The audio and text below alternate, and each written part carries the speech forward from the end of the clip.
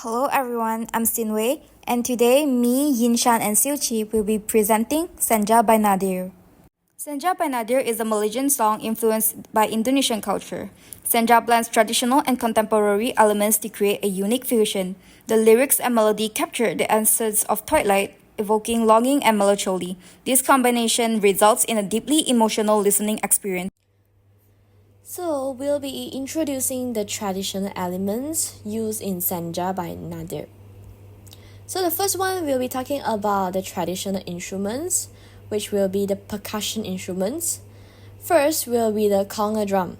Conga drums serve as a foundational element in traditional music ensembles. It will establish and maintain the rhythmic patterns that drive the music forward. As the deep and resonant bass tones will provide a solid rhythmic pulse. And now we'll be playing a short part of conga drum in Senja.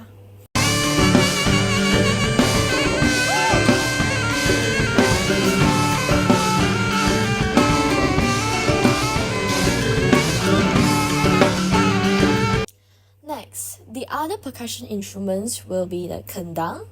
It serves as a primary rhythmic backbone, which will provide rhythmic support and variations that interact with other instruments in the ensembles. It will produce a rich and resonant sound with a wide range of tones. So here's a part of kendang playing in Senja.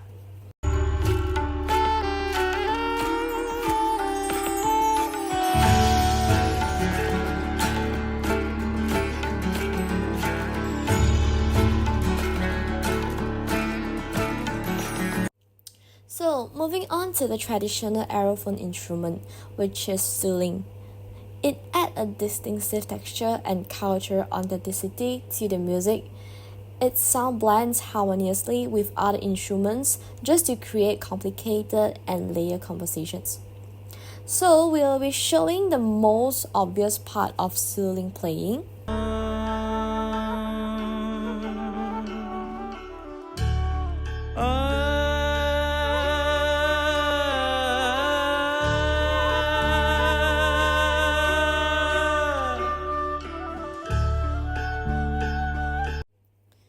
The last traditional instruments will be the idiophone, which is bonang barung. It will play the melodies and punctuate the rhythmic patterns to provide a sense of structure and ornamentation. It will add more layers to the music, and the distinctive sound will create a shimmering and immersive auditory experience. And the bonang barung is more easier to be heard at the beginning and the ending of the part. And now we'll be showing the beginning part.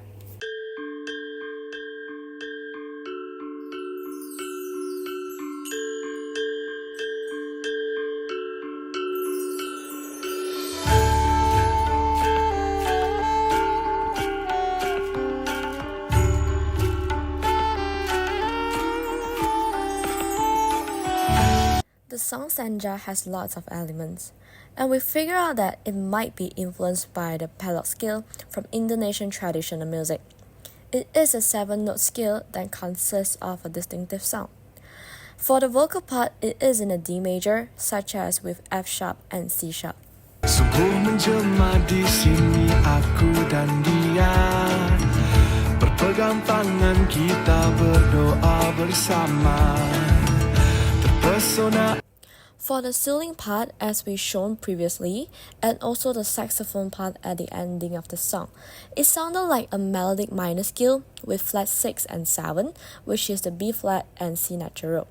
But the overall notes that we can hear from the music are D, E, F sharp, G, A, B natural, B flat, C natural, and also C sharp.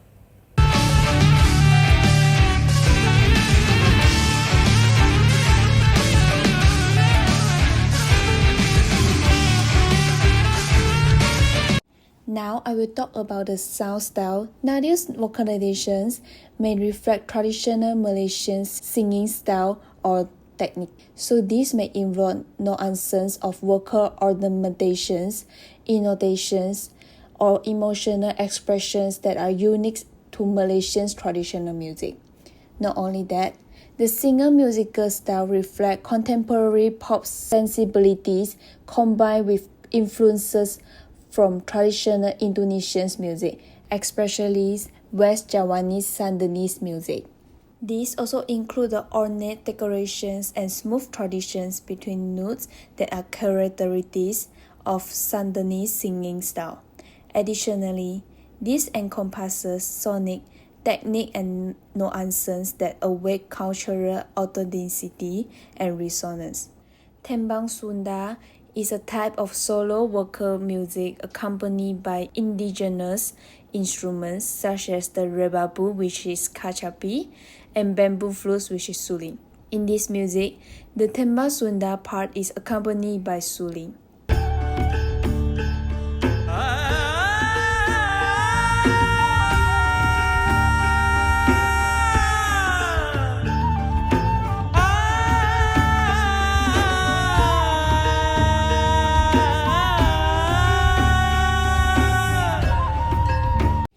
Its musical style will be in repetitive form, and many traditional music styles use repetitive form or loop and emphasize rhythmic and melodic themes, such as the cyclic structure in the Indonesian gamelan music. Senja, ku terasa keindahan cinta, api membara, ku bertanya. The second will be the improvisations. Improvisations play an important role in traditional music, allowing performers to express their creativities within established framework, which is the saxophone solo part.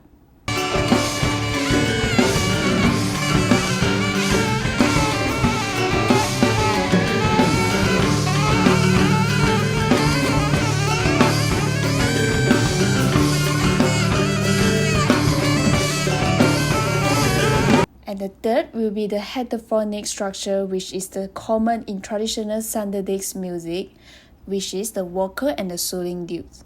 Let's start with the emotional impact of traditional elements in Senja. Traditional instruments bring culture associations and emotional resonance that enhance the song's atmosphere. By merging this with contemporary music, Senja creates a rich emotion and landscape that resonates deeply with listeners, evoking a wide range of emotions. Next, the tonal quality and timbre of the traditional instruments. Each instrument enriches the sound texture of the song. The conga drums, for instance, provides a deep bass tone, while the suling adds a distinctive culture authenticity. This unique skill and instrument create an immersive listening experience, setting Senja apart from the other contemporary songs. Moreover, how Senja appeals into different senses, the melancholic undertones and deep emotion in the vocal evokes nostalgia. Soft instrumentation and melodic lines bring serenity and peace, while the gentle melodies and smoothing rhythms encourage introspection.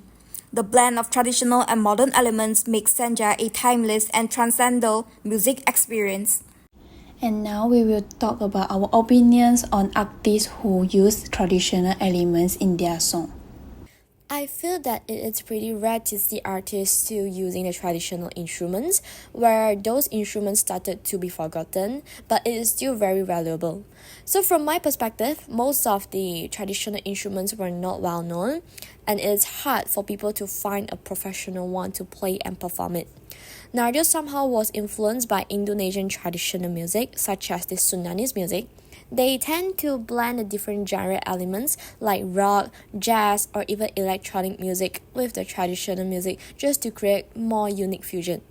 I really appreciate on their music and creativity, which they did a very good blend with playing and mixing the traditional and contemporary music elements.